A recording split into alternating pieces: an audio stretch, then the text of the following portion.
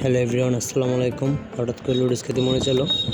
আব্বাস ভাইকে যে বললাম, আব্বাস ভাই লুডুস আর ডিম দেন। আব্বাস ভাই লুডুস আর ডিমটা দিল। ওইটা না হাঁটতে হাঁটতে এখন চলে যেতেছে এখন বাসার দিকে। বন্ধু তো ফুল আসতেছে, যে বলতেছে আজকে লুডুস সাথে রান দেওয়ার কথা শুনে আমি হাসি দিলাম। ঠিক আছে, দুজনে হাসিটা করতে করতে বাসার দিকে উঠতেছি।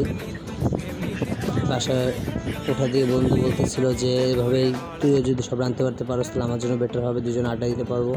বলতে বলতে চলে আসলেন বাসায়। যেই কথা সেই কাজ, সেই মনে কর কোটাকাটির কাজে সব জায়গায় লেগে গেছি। অবশেষে আমাদের লুডুসটা দিয়ে দিতেছি। ঠিক আছে, কিন্তু এটা একটা জিনিস কি, বন্ধুরা মনে করেন সবসময় একসাথে থাকার চেষ্টা করবেন। ঠিক আছে, কারণ আগে যে দিনগুলো আমাদের ছিল সেই দিনগুলো এখন নেই। কেন, যে যার কর্মস্থানে অনেকটা ব্যস্ত থাকে, এখন আগের মতো সময়টা দেওয়া হয় না। ঠিক আছে, তারপরও যতটুকু পারবেন বন্ধুদেরকে সময় দিবেন। ঠিক আছে, সময় দিলে বন্ধুদের সাথে সম্পর্ক থাকে। আপনি হঠাৎ একটা বিপদে পড়েন, দেখবেন আপনার কাছে কেউ থাকবে না। যদি কেউ থাকে সে বন্ধুটাই থাকবে। বন্ধুর মতো বন্ধু মনে করেন 10টা দরকার নেই, একটা হইলে যথেষ্ট।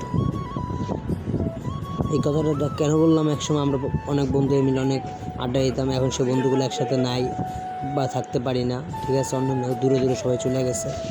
ঠিক আছে, এই জন্য ওদেরকে খুব মিস করি আর কি। তা আজকে হঠাৎ ওদের কথা অনেক মনে পড়তেছে যে আগে একসময় আমরা প্রায় 8জন 10জন 20জন একসাথে মিলা মনে করেন এরকম লুডুস আয়োজন করতাম, বন্ধুরা মিলে আড্ডা দিতাম, খাওয়া দাওয়া করতাম। এখন সে বন্ধুগুলো নাই, একজন এক এক জায়গায় চলে গেছে দূর অঞ্চলে। ঠিক আছে, বছরে একদিন কথা হয়, বাট এখন আগের মতো দেখাটা